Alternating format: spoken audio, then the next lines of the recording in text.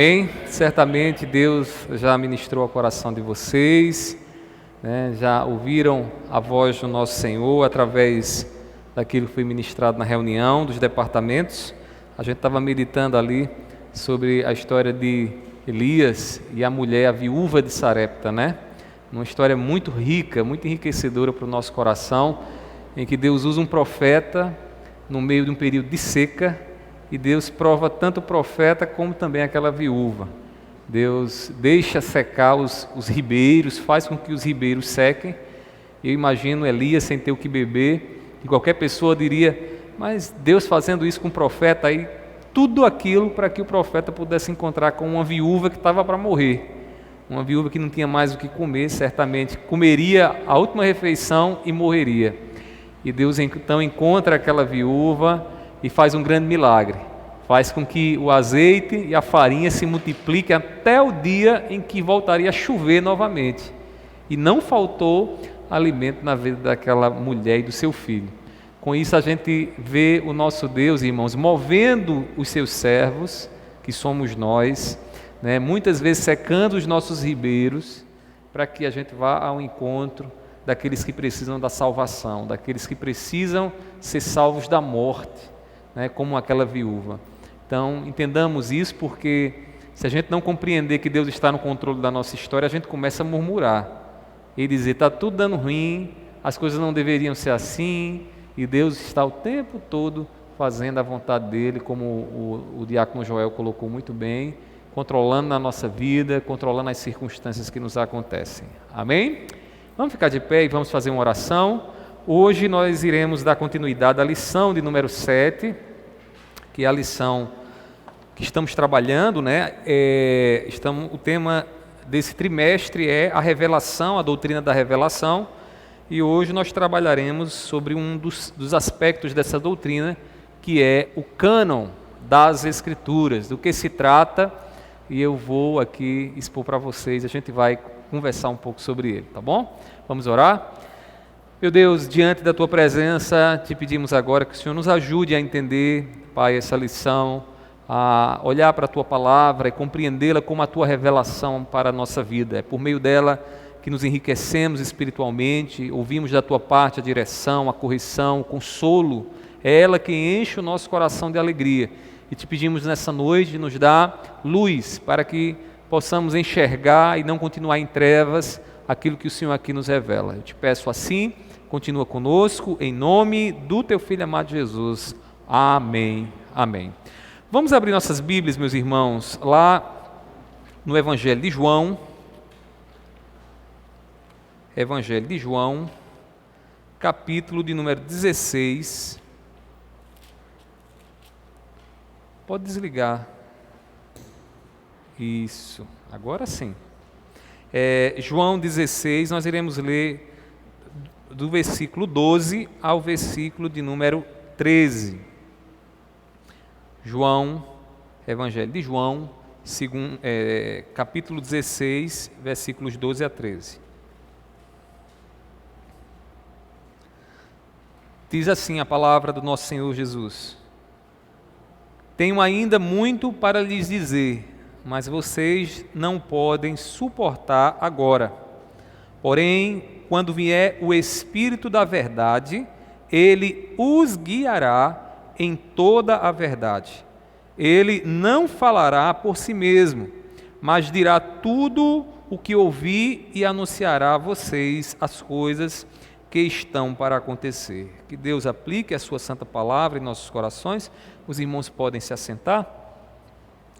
Meus irmãos, hoje nós falaremos sobre está bem clarinho aqui, o cânon das Escrituras, né?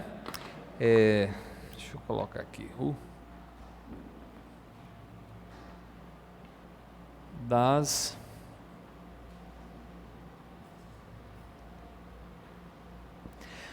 Vocês certamente já devem ter encontrado algumas pessoas que dizem assim, mas esses livros que vocês seguem como escritura da parte de Deus, como revelação de Deus, na verdade foram livros criados pela igreja, para que vocês sigam aqueles livros.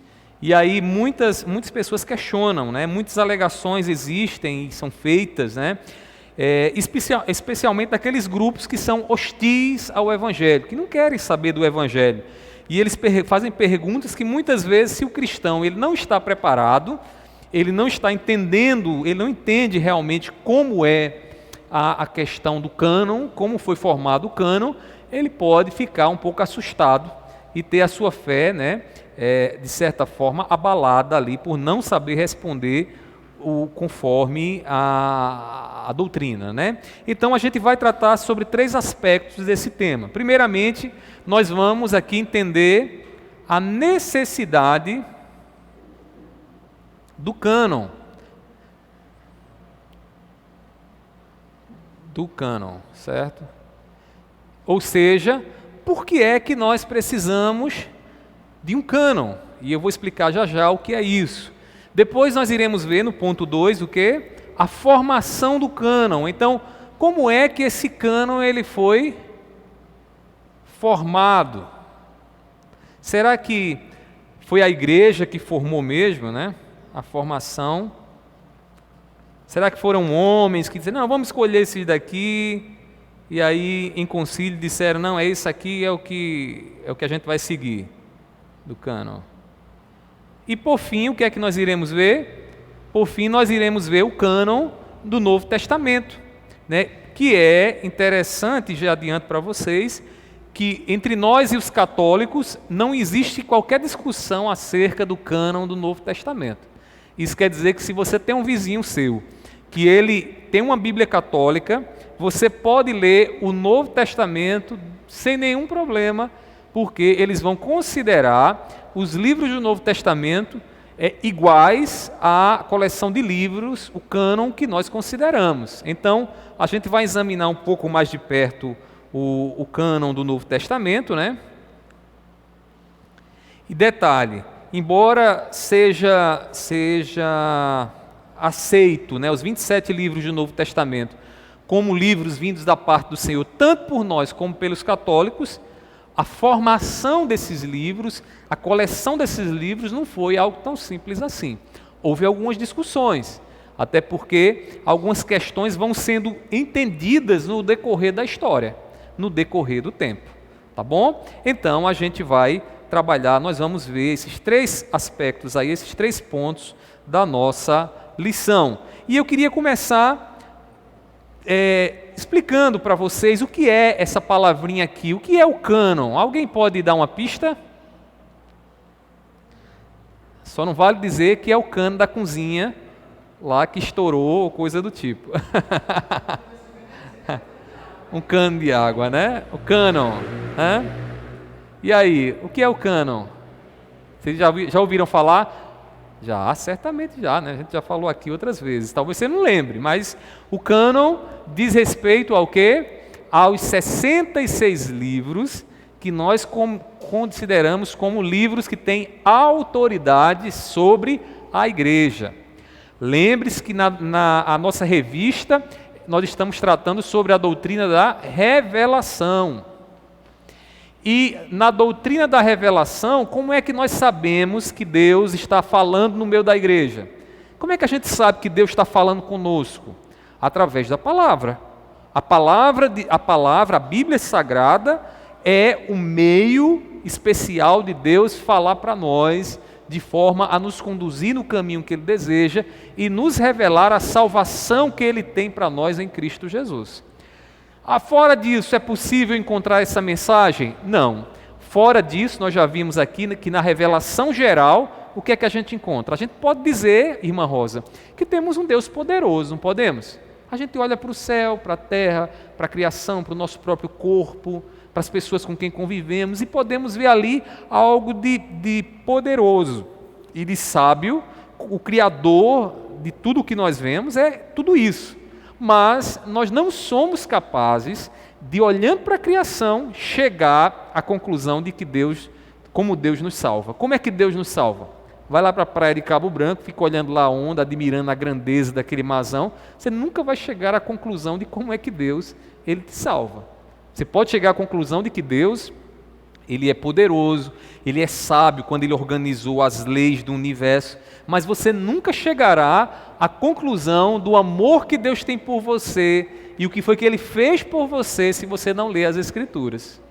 Então, a revelação do amor de Deus por nós em Cristo Jesus é dada através do quê? Das Escrituras. E as Escrituras são o quê? Uma coleção de livros. São vários livros.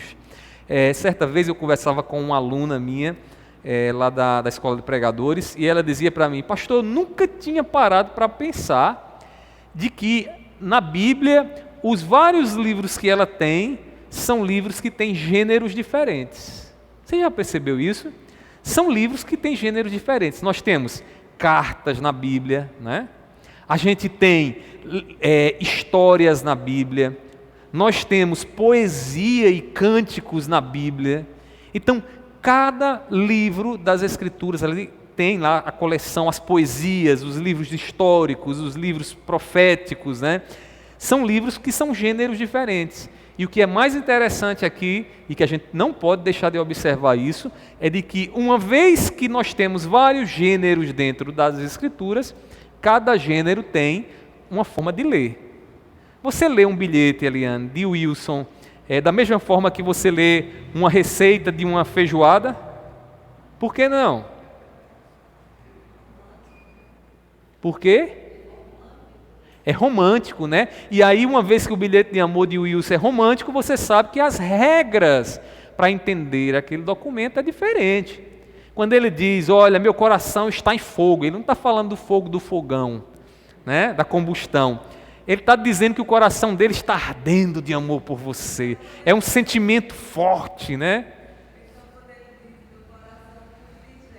Pois é. Então, é o que isso, irmãos? Por que há essa diferença? Porque são gêneros diferentes, são literaturas diferentes. Uma Bíblia é diferente? Não. Você não pode ler a parábola, por exemplo, do filho pródigo da mesma forma que você lê uma história como, por exemplo, a história de Davi e Golias. São totalmente diferentes, porque são gêneros diferentes. Então a Bíblia tem vários gêneros. E o que é impressionante em tudo isso, irmãos, é que quando nós juntamos os 66 livros, nós percebemos uma harmonia na história que esses livros estão contando para a gente. E aí a gente vê progressivamente Deus dizendo que, olha, veja como eu amo vocês. E aí ele escolhe o quê? Escolhe alguém, firma uma aliança, dessa aliança ele faz uma grande nação, ele vai o tempo todo com o seu povo, salvando o seu povo, dizendo, olha, eu sou o Deus que salva, eu sou o Senhor dos exércitos, eu estou com vocês. E aí vem reis, pessoas pecam, se afastam, até que chega o grande dia. E qual é o grande dia da Bíblia? O dia em que Deus se encarna entre nós, morre na cruz do Calvário, depois ressuscita ao terceiro dia e cumpre então assim a salvação espiritual que Ele tem para nós. E os 66 livros contam exatamente isso. A gente tem que ler todo o livro, qualquer parte da Bíblia, com essa história em mente, senão a gente não vai entender nunca o que é que o livro está dizendo, o que é que aqueles livros estão dizendo. Então, esses 66 livros, eles são chamados de cânon. Detalhe, vamos ver se vocês estão com a memória boa aí. Quantos livros nós temos no Antigo Testamento? 25? 39 livros, muito bem, 39 livros, né? Então, 39 livros nós temos no Antigo Testamento. Ou seja, dentro desses 39 livros nós temos lá vários livros que é constituído chamado de Antigo Testamento, e chamado de Antigo Testamento por quê? Porque é o livro que nos mostra a maneira como Deus trabalhava no desenvolvimento ali do pacto, da aliança que Ele tem com o seu povo, né? E aí no Novo Testamento nós temos quantos livros? Quem lembra? 15? O que sobra, né? Faça a matemática, quanto é que sobra? 27, muito bem, 27 livros do NT. Agora, desses 27, quem foi que escreveu a metade, praticamente? Paulo. 13 epístolas são do apóstolo Paulo. Então, esses livros aqui, olha, esses livros que compõem no total, né, 66, o 66, né, eles são chamados de cânon. Agora, observe na sua lição. O termo cânon, ele deriva de uma palavra grega que significa vara de medir, observe aí, padrão ou norma. Olha que interessante. Vara de medir. Então, quando você ouvir falar de cânon, você vai lembrar de uma vara de bambu, bem grande. E essa vara de bambu, ela era utilizada para fazer o quê? Medições. Então, quando falamos de cânon, nós estamos falando de quê?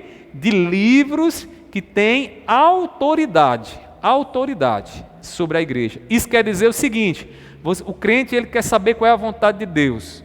Ele quer saber o que é que Deus tem para a vida dele. O que é que ele faz? Ele folheia o cânon, que são os 66 livros, e ele busca direção dentro desse cânon. Quer ver? Abram aí Judite, capítulo 3, versículo 1.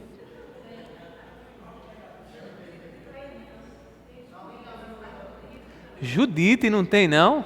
Tá bom, então vamos lá para Baruque. Abram Baruque aí. Eclesiástico.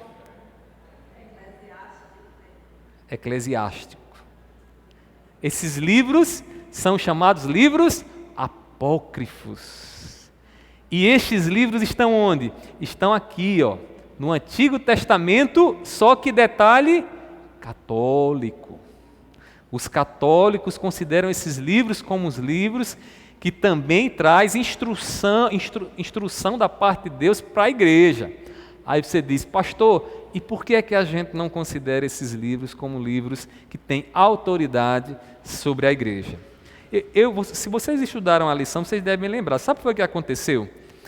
Quando o Antigo Testamento ele é escrito em hebraico. Vocês sabem disso, né? Hebraico, a língua do povo de Deus. Só que durante o período interbíblico, um grande imperador chamado Alexandre, ele convocou alguns tradutores para traduzirem o Antigo Testamento dos judeus do hebraico para a língua dos gregos. Qual é a língua dos gregos? O grego. Então, é uma lenda isso aqui, ninguém conseguiu mostrar em fatos, mas dizem, né, que foram 70 pessoas em 70 dias que fizeram a tradução do Antigo Testamento hebraico para o Antigo Testamento no grego. E por conta disso, eles ficaram sendo chamados de Septuagintas.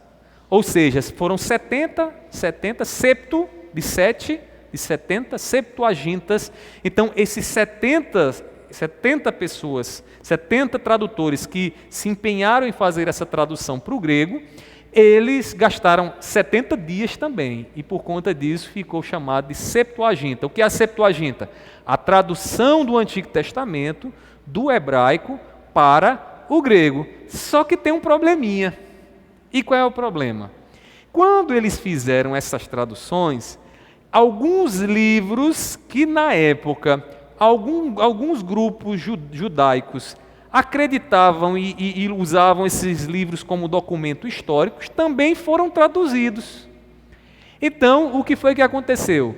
Durante o período do Novo Testamento, o Antigo Testamento tinha lá, agora em grego, só que tinha um detalhe. Essa Septuaginta, que é esse documento do hebraico para o grego, agora tinha mais livros, ou seja, ele não tinha 39 apenas, eu não lembro agora o número exato, mas ele tinha um pouco mais do que isso aí. E aí entra quem? Os livros apócrifos. E aí o que é que aconteceu durante toda a Idade Média? Houve discussões na formação, até que os reformadores, eles batem o martelo e dizem, não, nós vamos considerar os 66. E por quê? Por alguns critérios, tanto externos como internos dos livros. Quais são os critérios internos? Por exemplo, coerência doutrinária. O livro de Baruque, né, ele termina dizendo o seguinte, olha, se houver algum erro, me perdoe, porque, né, eu escrevi e tal. Ele pede perdão pelos erros cometidos. Então, coisas como essas são inadmissíveis, uma vez que a Bíblia é o livro de Deus. É um livro perfeito, é um livro que não tem falhas, né? A gente percebe, por exemplo, invocação dos mortos no livro esqueci agora o nome do livro, mas está lá. É um apócrifo também. Invocação dos mortos. Então a Bíblia condena isso. E aí a gente percebe o quê? Choques doutrinários que a gente não concorda. Além disso, externamente ao livro, além do conteúdo do livro, externamente havia discussões sobre quem escreveu os livros, né? Inclusive o nome apócrifo significa livro, significa misterioso, oculto, né? Então não se sabe quem escreveu. Diga. Eu acho que é isso. Isso, correto. Não.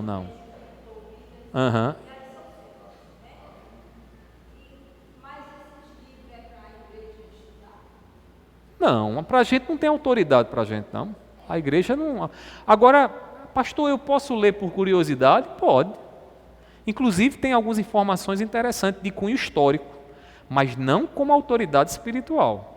Não tem autoridade espiritual sobre a nossa vida. Em outras palavras, se nós queremos entender o amor de Deus por nós, a salvação de Deus por nós, nós olhamos para onde? Para os 66 livros, que são coerentes entre si, têm harmonia entre si, que têm autoridade apostólica, que foram os apóstolos, né, ou pessoas muito próximas a eles, que escreveram, né? Então essas pessoas...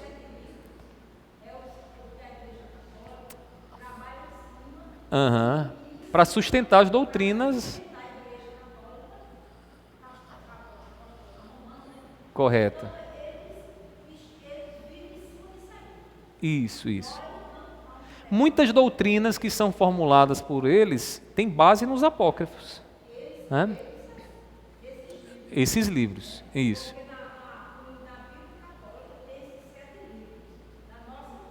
Não tem.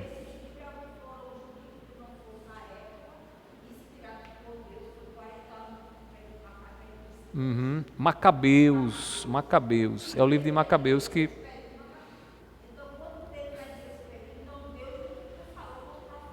Isso,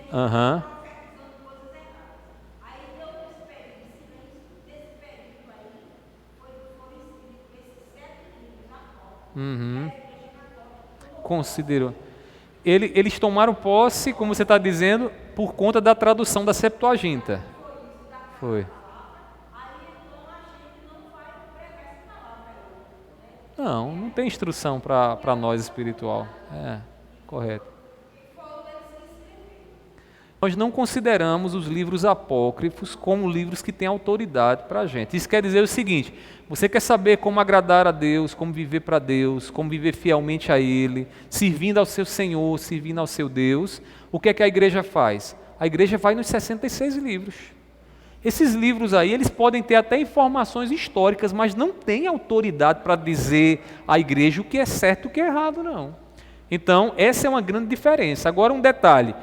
No Antigo Testamento, nós temos esses 39 mais os 7 apócrifos, mas no Novo Testamento, nós e os católicos não temos diferença. Eles consideram os mesmos 29, nós também os mesmos 29. Desculpa, 27. Eu vi o 39.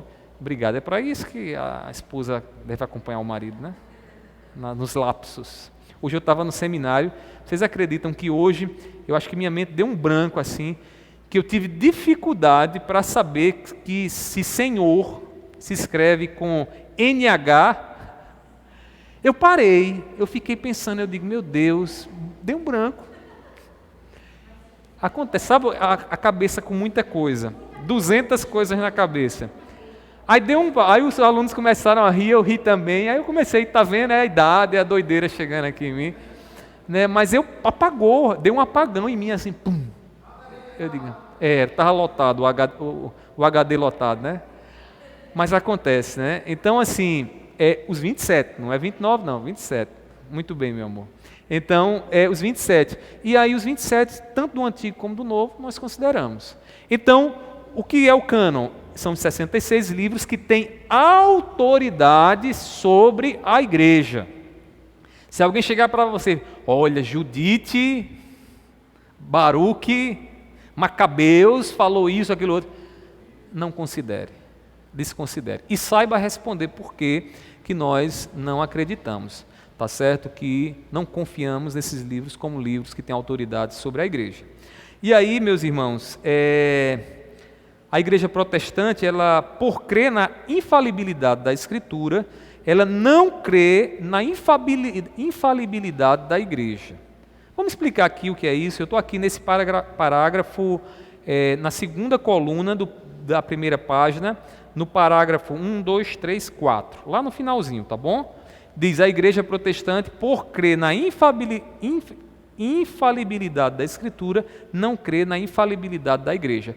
Por que é importante dizer isso?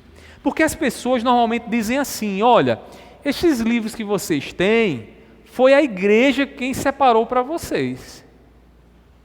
Como se a igreja tivesse assim escolhendo no decorrer do tempo os livros e dissesse: não, a gente quer esse livro para a gente. E como a igreja aceitou esses livros, então ela tem autoridade para dizer o que é de Deus e o que não é de Deus. E quando você pensa assim, você se torna um católico apostólico romano. Você não é um protestante evangélico cristão. Por quê? Porque você não está aceitando o cânon como a perfeição estando nos livros, ao invés de a perfeição estar na igreja. Vou dar aqui um exemplo para vocês. Por que nós não consideramos o Papa como um ser acima dos seres humanos? Por que a gente não considera, em termos de santidade? Ele é uma pessoa comum. Ele pode até buscar, querer agradar a Cristo Jesus e tal, mas ele é uma pessoa comum como nós. Ele peca também. Se você perguntasse a ele fosse sincero e responder a você, ele vai ter desejos dentro do coração dele, inclinando ele para o mal, como nós temos. Então, ele, assim como nós, que somos a igreja, somos o quê? Imperfeitos e falíveis. Isso quer dizer que a gente muitas vezes faz juízo de coisas que a gente está errado.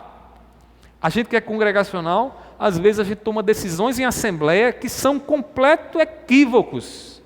Concílios das igrejas congregacionais. Equívocos. Por quê? Pode acontecer por quê? Porque são constituídas de homens falhos. Então, a igreja, nós não temos autoridade para chegar aqui e dizer: vamos colocar mais um livrinho aqui na Bíblia? A gente não tem autoridade. Por quê? Porque somos falhos. Já imaginou se toda igreja começasse a colocar um livro aqui? Não, vamos botar, isso aqui não dá certo, vamos botar aquele outro, e aí vai, daqui a pouco a gente teria uma Bíblia enorme, né? E certamente com escritos escabrosos, cada um tentando sustentar a sua doutrina, né? Meus irmãos, a igreja é falível, mas a Bíblia, não. Então, para nós, o que é mais importante, o que é que determina o cânon, o fator determinante de qual livro está aqui e qual livro não está? A própria Bíblia. A coerência interna que existe entre os 66 livros nos dão a certeza de que aqui há a perfeição da vontade de Deus revelada para nós. Isso, quem julga é o pastor? Não, irmãos. Ou melhor, quem determina é o pastor? Não, eu não determino. Agora tem uma coisa, eu sou capaz, né, de crer e de confiar, lendo esses livros, julgando o que está aqui na Bíblia e dizer: aqui é a palavra de Deus. Deixa eu falar uma coisa para vocês. Eu conversava com um jovem hoje à tarde, ele dizia para mim assim: pastor, eu conversei com uma pessoa que é muito estudiosa da arqueologia, que é um desigrejado, não tem igreja, e agora vive buscando informações arqueológicas para tentar contradizer as Escrituras. E ele dizia para mim: eu tentei várias vezes argumentar com ele, convencer a ele, mostrando argumentos, mas o caba tem um coração muito duro, e ele não crê de jeito nenhum na Bíblia. E aí, naquele momento, a gente teve a oportunidade de refletir um pouco mais sobre o papel do Espírito Santo na iluminação, na compreensão das Escrituras. Então, um crente que tem o Espírito Santo, irmãos, quando ele lê a Bíblia, ele ouve ler a Bíblia e ele toma o que está na Bíblia com uma convicção tal que não é a razão que vai dizer a ele que está certo ou que está errado, mas é o testemunho que o Espírito dá internamente no crente, que lhe faz confiar com toda a convicção de que aqui é a palavra de Deus. Então, nós não dizemos, vamos separar os livros que a gente crê, mas uma vez que temos o Espírito Santo, lendo os 66 livros, o Espírito Santo vai testemunhar em nosso coração, dizendo: essa é a palavra, meu servo e minha serva, que eu tenho para você. Essa é a palavra que você tem que morrer por ela, e você morre por ela, e você não nega ela, e você não abandona ela, e você faz dela a palavra mais importante da sua vida. Por que você acha que tantos homens morreram? Estevão, lembra de Estevão, como foi que ele morreu? Apedrejado e contando a história do Antigo Testamento para o povo que estava apedrejando ele. Por que Estevão não negou a fé?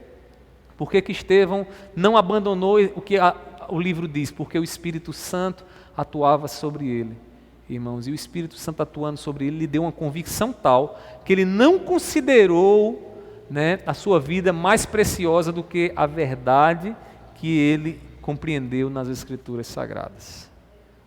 Então, só um instante, deixa eu terminar a ideia.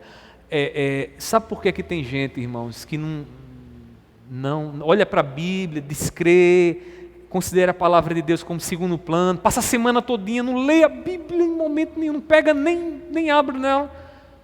Muitas vezes, meus irmãos, eu sei que existe a negligência, o corre-corre da vida, que nos tenta a isso, mas, irmãos, não tem como crente ter vida, ser um crente avivado, cheio do Espírito Santo, se ele não lê a Bíblia. Porque o Espírito atua em nós de acordo com as Escrituras. A gente vai lendo, alimentando a alma, e o Espírito vai atuando em nós, nos dando direção, dizendo: meu filho, aqui, ali, ali. A gente vai percebendo o amor que Deus tem por nós, e então a gente vai amadurecendo, vai crescendo, vamos nos tornando mais fortes aqui nesse mundo para vencer as tentações, para servir fielmente ao nosso Senhor. Agora, sem ler a Bíblia, sem ler o cânon, sem ouvir a voz de autoridade de Deus falando na nossa vida, não tem como, né? Não tem como. Diga, do céu.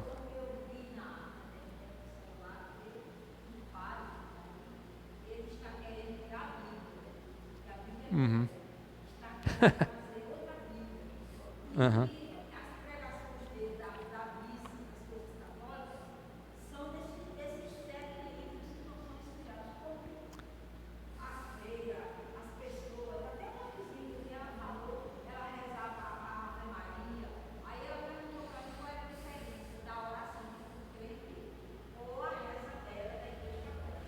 Uhum.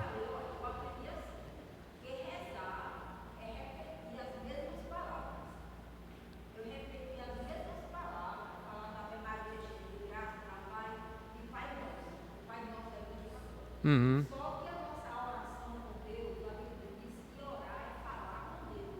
Uhum.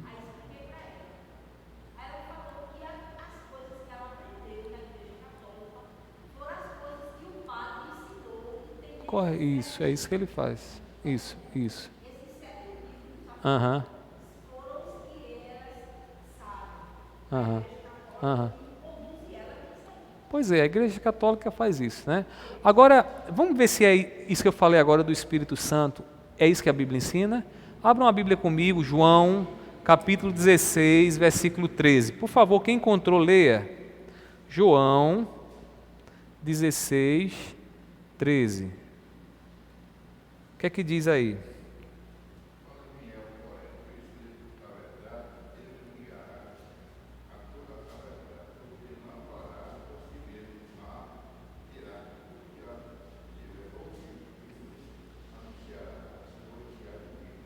Quando vier o Espírito, o Paracleto, que é o Espírito que já habita em nós, lá do Pentecoste o Espírito Santo passou a habitar em nós, agora continuamente, o que é que ele vai fazer? Ele vai nos dar entendimento da verdade.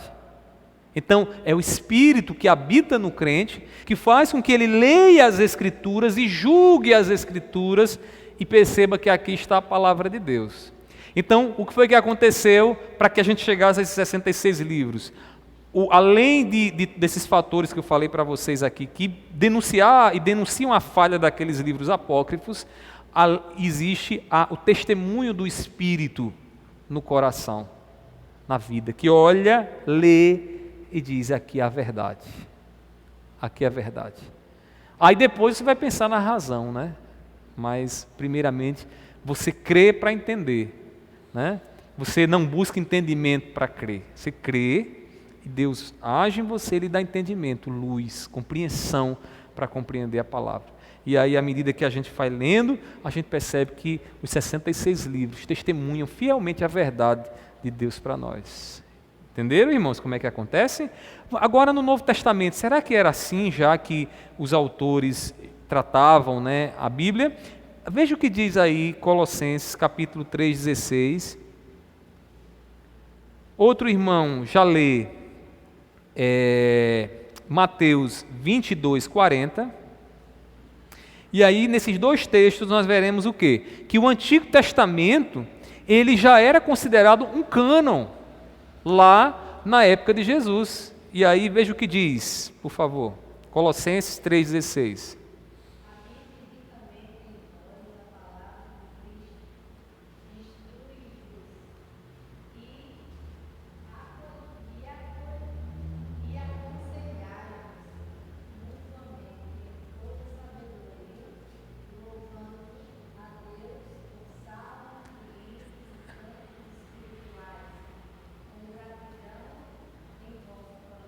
Louvando a Deus com salmos. Onde é que estão os salmos? No Antigo Testamento. A igreja primitiva já considerava os salmos lá dentro o inário da sua época, né?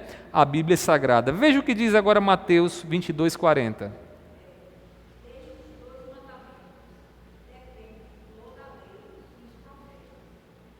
Lei e profetas, né? Então, está falando aí dos mandamentos: amarás a Deus de todo o teu coração e o próximo como a ti mesmo.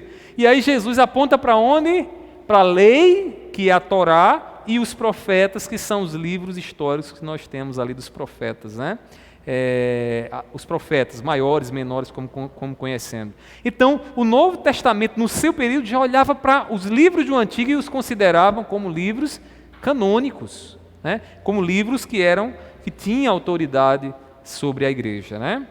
Então, meus irmãos, é assim que vemos essa questão do cânon. E aí um detalhe também importante dentro dessa necessidade: por que decidiu-se, né, então, dar maior atenção à questão da formação do cânon?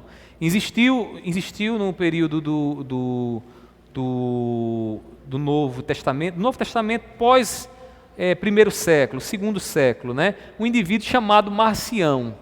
Marcião, ele foi responsável o primeiro a tentar organizar um cânon. Só que tinha um problema. Marcião, ele acabou tirando alguns livros que ele consideravam como livros que não deveriam fazer parte de autoridade no seio da igreja. Por conta disso, houve uma preocupação da igreja em determinar quais são os livros que deveriam estar lá. E dali para frente, passa-se então a haver essa preocupação em relação ao que a Bíblia diz. E aí resultou, né, no que nós temos hoje, o Novo Testamento, como nós temos hoje, né, e também, mais adiante, na história da igreja, nos 66 livros, conforme nós temos. Então, começou a heresia e aí surge a necessidade de organizar os livros. E aí vamos agora para essa questão da formação, né? Então, como foi que aconteceu essa formação desses 66 livros? Observe aí na sua lição. Embora a grande maioria dos livros que atualmente se acham incluídos no Novo Testamento claramente tenham tido autoridade canônica desde que foram escritos, houve alguns poucos livros cuja inclusão no cânon do Novo Testamento foi muito debatida. Ou seja, embora os 27 livros a gente os trate hoje, né, em concordância inclusive com a Igreja Católica, de que são os livros que foram dados por Deus, mas alguns livros tiveram dificuldades de serem incluídos dentro do cânon. Por exemplo, o livro de Hebreus. Sabe por que o livro de Hebreus teve dificuldade? Porque não tinha um autor claro. Então, se não tinha um autor claro, havia aquela preocupação: quem escreveu isso? Quem escreveu esse texto? Então, alguns questionaram, né? Só que tem um detalhe, o livro de Hebreus é um livro que nos dá muita luz, muito entendimento para a gente compreender a revelação de Cristo Jesus a partir do Antigo Testamento. Você lê Hebreus, está lá explicando o que significava determinadas coisas, como ele diz, que eram sombras do que estava por vir. Então, o seu conteúdo e o Espírito Santo no coração da igreja e do crente, né, testemunha de que esse conteúdo realmente é algo da parte de Deus. Outro livro, o livro de Tiago. E qual era o problema no livro de Tiago? O livro de Tiago advogava muito a questão das obras, né? E principalmente para Martinho Lutero, que é o nosso antepassado na fé protestante, Martinho Lutero tinha muita dificuldade no início do seu ministério, por conta do que Tiago diz, como por exemplo, a fé sem obras é morta. Olha que coisa, a fé sem obras é morta. Martinho Lutero, por um momento, entendeu que ele estava dizendo que a salvação não era por fé, era por obras. Por conta disso, ele deu o título de Epístola de Palha. Por quê? Porque, segundo ele, no início do seu entendimento, aquela epístola contradizia o que era central na fé, que era a justificação pela fé. A gente é salvo, nós somos aceitos por Deus pela fé e não por obras. Mas aí, no decorrer da história, o que foi que aconteceu? Martinho Lutero reconheceu que, na verdade, não havia essa contradição. Que, na verdade, o que Tiago ensina complementa, de certa forma, a doutrina da justificação. Por quê? O Tiago está dizendo que a fé verdadeira daquele que é justificado, ela é conhecida pelas obras que o crente realiza.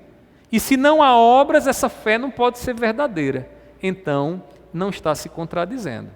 Então, Martinho Lutero passa então a aceitar a epístola de Tiago. E outros livros, como por exemplo, 2 Pedro, 2 e 3 João, que eram consideradas muito pequenas, né? Judas também, Apocalipse, foram livros que não entraram facilmente no cânon, mas aquela é a questão do testemunho do Espírito, né? Com a verdade revelada nesses livros e que testificam que são realmente da parte de Deus. De fato, irmãos, apenas 3 livros que não foram incluídos no cânon foram realmente levados em consideração. E aí talvez sejam livros que vocês não tenham ouvido falar, mas eu gostaria de apresentá-los. Primeiro deles, primeiro é Clementes, não Clementes, mas Clemente, o Pastor de Hermas e o Didaquê. Desses aqui eu tenho os 3 em casa, né? São livros que realmente tinham ensinamentos, mas eles não foram considerados como livros inspirados, né? Por outras razões. E esses livros eles não foram incluídos no cânon das Escrituras porque não foram escritos por apóstolos, né? Não eram os apóstolos quem eram seus escritores. E os próprios autores reconheciam que a autoridade deles estava subordinada à autoridade dos apóstolos. Então, não tinha como considerar livros como esse com a mesma autoridade de um Efésios, de um Romanos, de um Evangelho de João.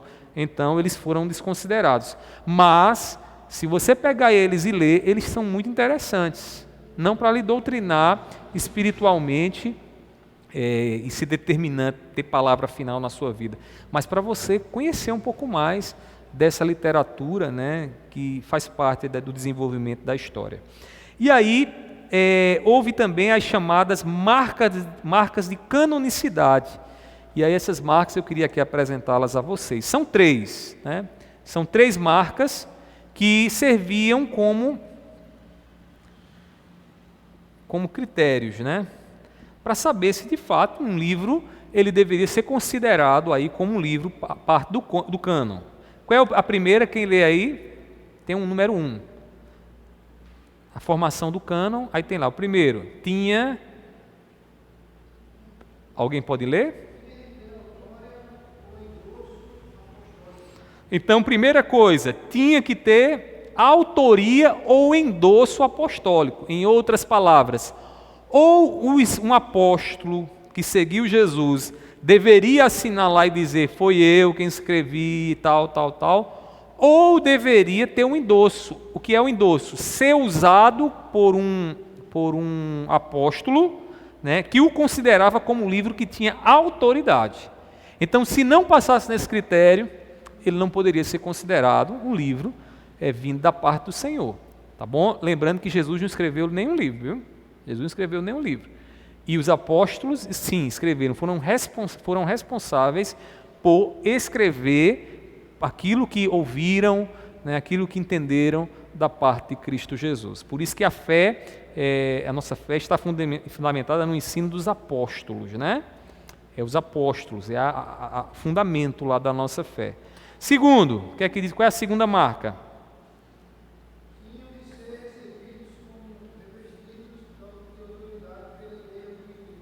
Ou seja, a igreja, que era a igreja mais próxima de Jesus, a igreja primitiva, ela deveria olhar para esse livro e dizer, olha, este livro, de fato, pelo testemunho do Espírito, é um livro que traz revelação da parte de Deus. E por fim,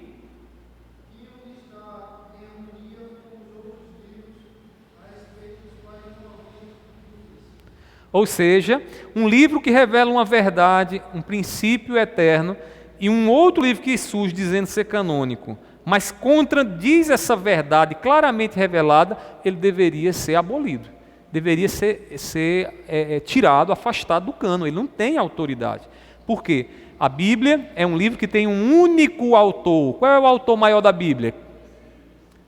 Deus, né? Deus é a mente que está ali por trás daquilo que está sendo revelado nas Escrituras. Então, como é que Deus diz uma coisa aqui e diz o contrário ali? Deus contradiz a si mesmo. Então, não seria um absurdo, né?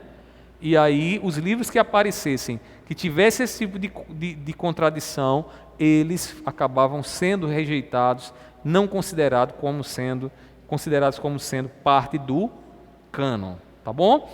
Essas 3 marcas é bom a gente guardar na mente, porque no dia que você conversar com alguém que diz que Judite é um livro, né, inspirado, você pergunta essas 3 marcas. Quem foi o autor desse livro? Né? Esse livro ensina tudo o que os 66 ensinam ou contradiz alguma doutrina que está lá? E aí você vai perceber que as razões desse livro não ser inspirado vão aparecer claramente. Tá certo, meus irmãos? Então, é assim que foi formado o cânon. Eu só friso um pouco mais aqui no seguinte: a igreja, ela não criou o cânon. Nós não criamos o cânon. A igreja reconheceu. E quem é a igreja? Aqueles que possuem o Espírito Santo, que são capazes de ler a Bíblia e, sob a luz do Espírito Santo, aceitar a Bíblia, compreender ela e perceber o amor que Deus revela através das Escrituras. Então, a gente reconhece, a gente não cria. Se a gente criasse, a gente poderia hoje incluir mais um e fazer 67. Amanhã, mais outro fazer 68. E assim ia, né? Fazer feito os mormons. Os mormons acreditam que 66 livros, coisa nenhuma. Que tem que ter mais alguns livros. E detalhe, o Joseph Smith, né, que é o profeta da heresia deles, né, é quem é o responsável por trazer um ensinamento complementar às Escrituras. Então eles consideram o livro dos Mormons, que foi dado lá por Moroni, né, como um livro que tem pé de igualdade, autoridade, né, para a vida deles, como tem as 66 escrituras para nós, né, os 66 livros para nós. Então nós não consideramos assim. Ah, mas os testemunhos de Jeová também não tem a sua Bíblia? Meus irmãos, a Bíblia do Testemunho de Jeová é uma Bíblia que tem deturpações de passagens, a fim de que se adequem melhor à doutrina deles. A mais famosa delas, qual é? João 1:1, onde eles atribui, em vez de um artigo definido, atribui um indefinido para dizer que Jesus não é Deus, Jesus é um Deus. Porque eles acreditam, né, que Jesus não é Deus, ele é um ser intermediário entre Deus, o ser humano, e está Jesus aqui no meio. Né? O que é Jesus? Um ser intermediário. Ele não é um anjo, ele não é um ser intermediário, que tem todo cheio disso. Então, torre de vigia, coisas desse tipo aí, se você quiser ler por curiosidade, eu acho que não vale nem a pena você ter na Bíblia, em vez de gastar tempo lendo 66 livros autorizados, vai ler livros que deturpam a palavra, a fim de se harmonizarem a doutrina deles. Então, irmãos, nós não consideramos de forma alguma os testemunhos de Jeová como cristãos. E o Evangelho segundo Allan Kardec, aí complicou mais ainda. Aí é espiritismo, né? Então, meus irmãos, eles sempre deturpam, porque se dizem, né, cristãos. Cristãos. E, exatamente. Aí vem os adventistas, né, também, com a ideia lá de...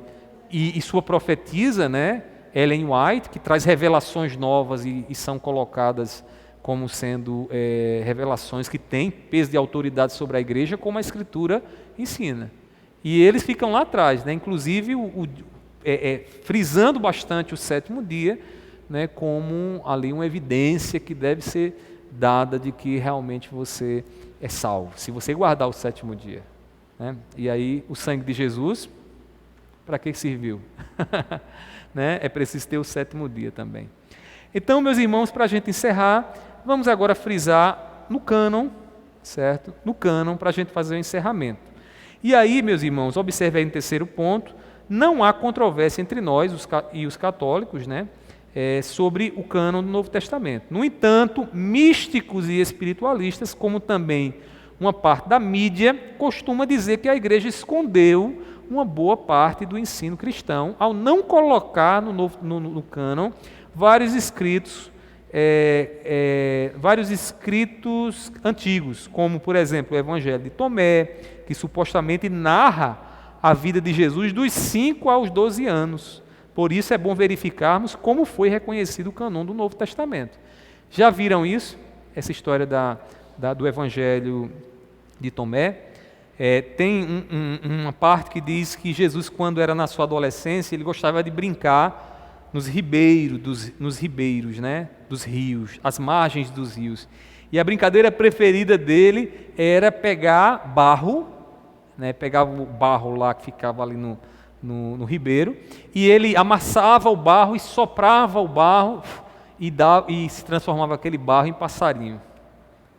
Então, coisas desse tipo são colocadas lá no Evangelho, né?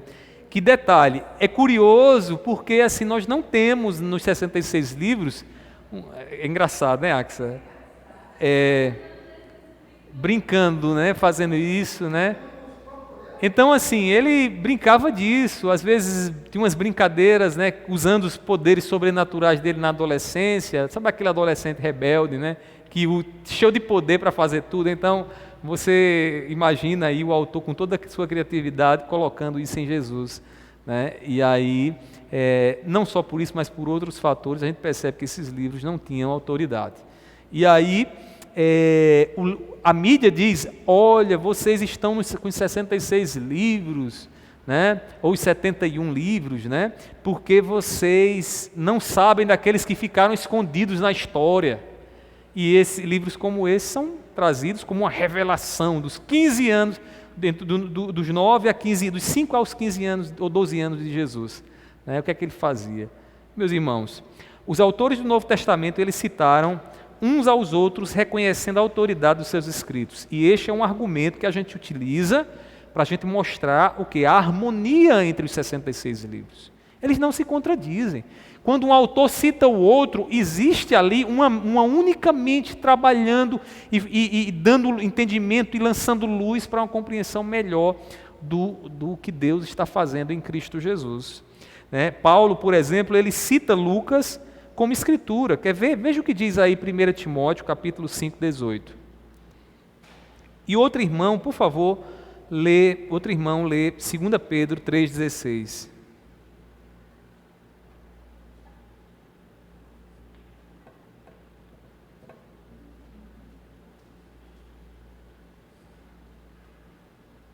Pode ler, meus irmãos. 1 Timóteo 5,18, o que é que diz?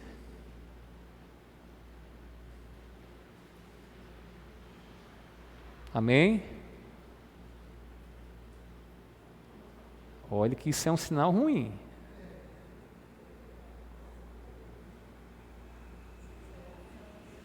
1 Timóteo 5,18, o que é que diz?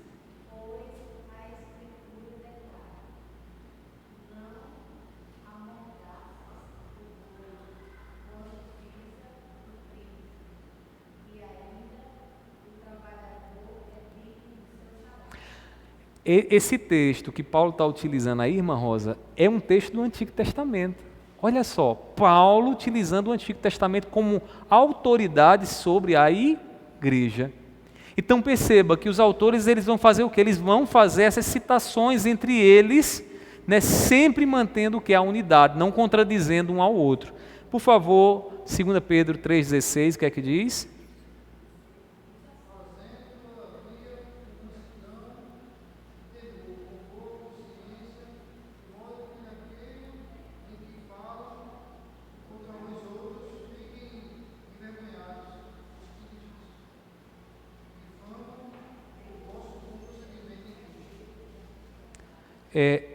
Está lendo 2 Pedro 3,16?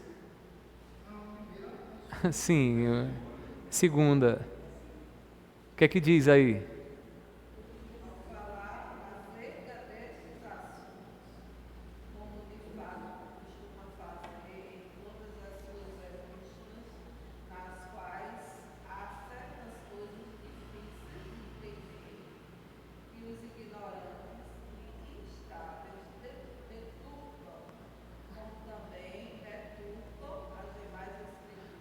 Olha aí.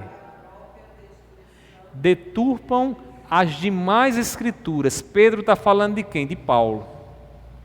E ele coloca os escritos de Paulo no mesmo nível das demais escrituras. Que demais escrituras são essas? Os escritos do Antigo Testamento.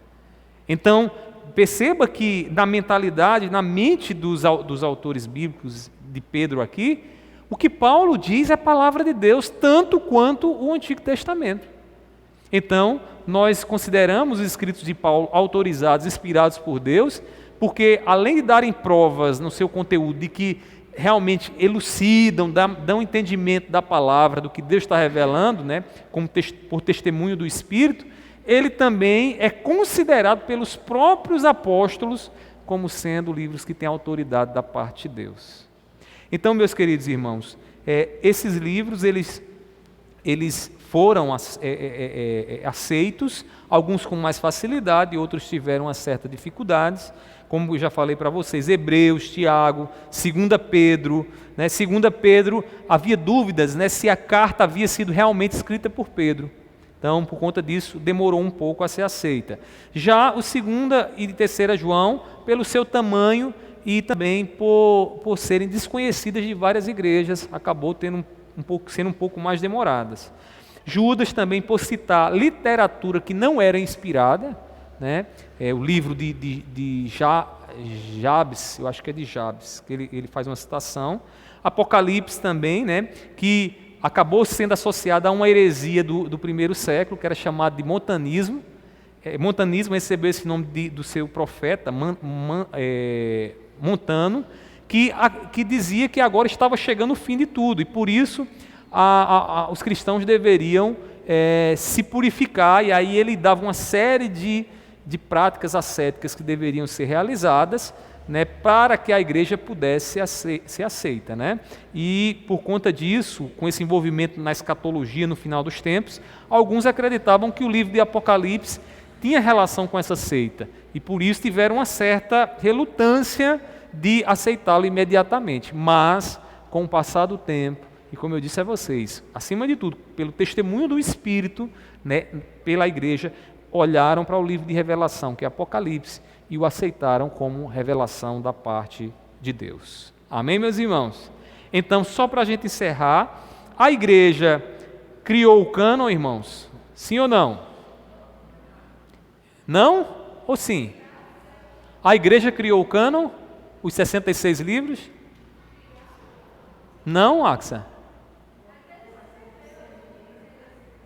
A igreja não criou os 66 livros, não? E o que foi que a igreja fez? Ela reconheceu. Guardem isso no coração de vocês, certo? Isso é muito importante, porque vão dizer para vocês aí Ou a igreja criou, a igreja não criou, a igreja reconheceu. O Espírito é quem dá esse julgamento aí de que o livro é de fato da parte de Deus. O que é o cânon? Quem pode me ajudar? Sobre a igreja. Em termos práticos, eu posso considerar o livro de Macabeus como tendo autoridade para me ensinar como é a vida do cristão após a morte? Por que não? Porque Macabeus é um livro apócrifo, um livro que, embora narre alguns aspectos históricos, não tem autoridade sobre a igreja, não tem autoridade para falar das coisas espirituais para nós. Tá bom, meus irmãos? Então, esse era o conteúdo dessa noite, eu espero que fique guardado no coração de vocês, que não haja dúvida, mas se tiver, fale, porque se você não falar, vai complicar para você, tá bom? Diga, Mirella.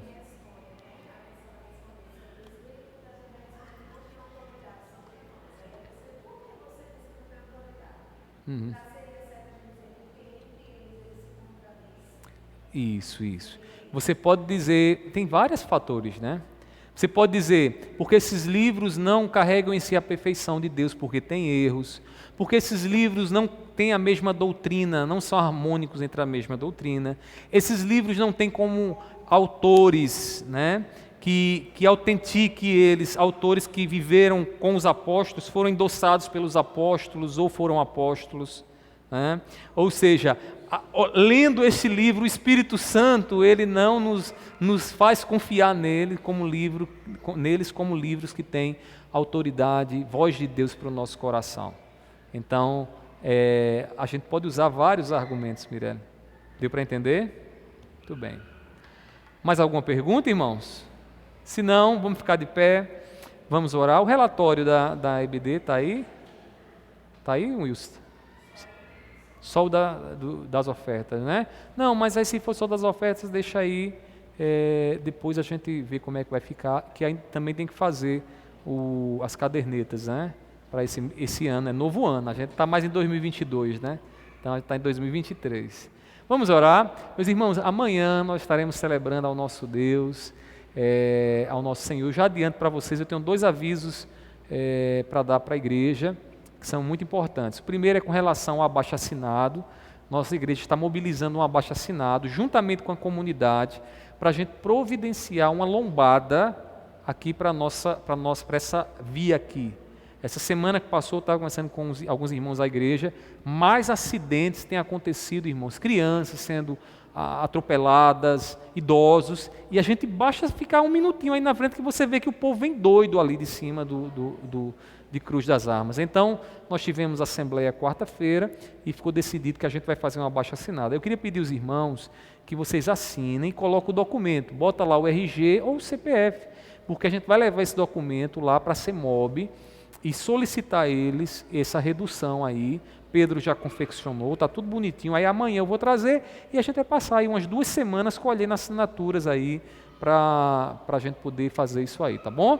E a outra notícia é uma notícia muito boa, que é acerca do nosso retiro espiritual. Este ano nós fomos convidados para participar, juntamente com a igreja de Macaparana, do retiro lá.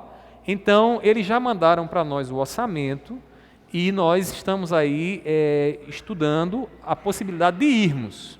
Se nós não tivermos retiro, teremos culto aqui normalmente, pelo menos no sábado e no domingo. Mas se nós formos para lá, nós não teremos culto aqui e estaremos celebrando com as igrejas que estarão lá. Esse ano vai estar a nossa igreja, a igreja de Lucena também vai estar, e as igrejas adjacentes ali a Macaparana, Machados, Timbaúba, Calumbi inclusive da nossa igreja, né? Ela é Pirauá, então o pessoal vai estar lá. E aí, irmãos, se os irmãos desejarem irem, a partir de amanhã nós estaremos começando a fazer as inscrições dos irmãos. E aí eu pretendo, né? Como é? Do mesmo lugar, daquele acampamento, eles estão arrumando agora, inclusive minha mãe, falei com ela hoje, e ela estava dizendo que eles estão fazendo as reformas já para receber o pessoal que vai estar lá durante os dias. Então vai ser na sexta à noite começa, sexta à noite, sábado, domingo, segunda, e a gente volta na terça depois do almoço. E aí eles mandaram um orçamento para mim, ficou a preço de banana, R$ 100 a estadia. Se você repassar, faça as contas aí, quantas refeições você vai ter.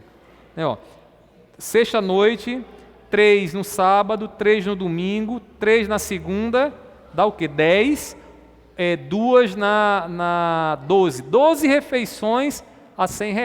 Divida 12 por 100. Quanto é que sai cada refeição? R$ 8. Vai ser melhor você comer lá do que você comer em casa. Você vai gastar mais comendo em casa. Então, fica R$ 100.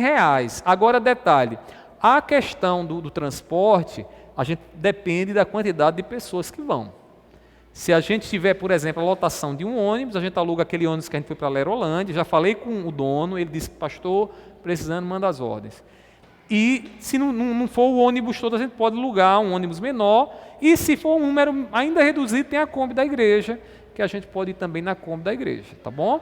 Então, eu só posso dizer a questão do valor do transporte, dependendo da quantidade de pessoas, e eu acredito que vai ser tanto rico espiritualmente, o tema esse ano será os meios de graça, então a gente vai estudar lá os meios de graça, vamos buscar oração, palavra, comunhão da igreja, então a gente vai estar trabalhando esses temas, os pastores que vão estar pregando, vários pastores, inclusive eu estarei pregando também, o pastor Severino vai estar pregando, o pastor de Limoeiro, o pastor de Pirauá, eu acho, e outros pastores vão estar lá também. Então, a partir de amanhã a gente vai estar fazendo as inscrições. E aí, eu espero que os irmãos se animem para estarem lá e a gente poder ter aquele momento ali, um momento muito abençoado. Amém? Alguma dúvida? Não? Quem vai, diga amém. Olha aí, já tem pela fé. Eu disse os meninos, os adolescentes, estavam dizendo aqui, pastor, eu queria ir, mas o dinheiro está pouco, a grana está pouco. Eu digo, homem do céu, vai ali para a cantina no domingo, vende salgado, num domingo tu tira a estadia. Num domingo você tira a estadia de pelo menos 1 ou 2. Né? Então, se mobiliza, eu vou fazer uma rifa.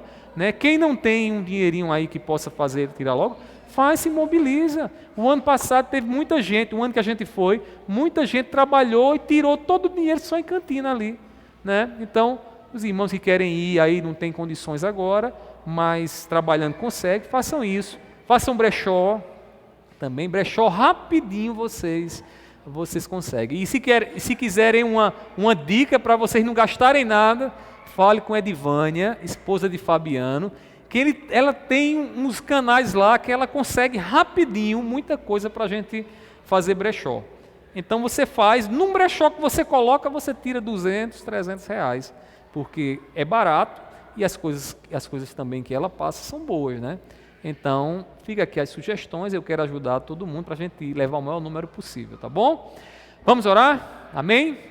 Meu Deus, nós te agradecemos por esta noite, por ter nos instruído na Tua Palavra. Continua com os meus irmãos, derramando graça sobre a vida deles, dando a eles, Deus, cada vez mais amor à Tua Palavra, entendimento. Livra-nos, Senhor, do erro e nos faz, Senhor, crescer cada vez mais na compreensão do Teu amor, da Tua graça, do Teu favor. Assim eu te peço, recebe o nosso louvor e nos prepara também para o dia de amanhã, o dia do Senhor, que nós estejamos com o nosso coração pronto, Senhor, para Te adorar e termos um dia de ações de graça, também de atos de misericórdia. Eu te peço assim e sei que o Senhor fará bem mais, em nome do Teu Filho amado Jesus. Amém. Deus abençoe a todos, tenham todos uma ótima noite em nome de Jesus.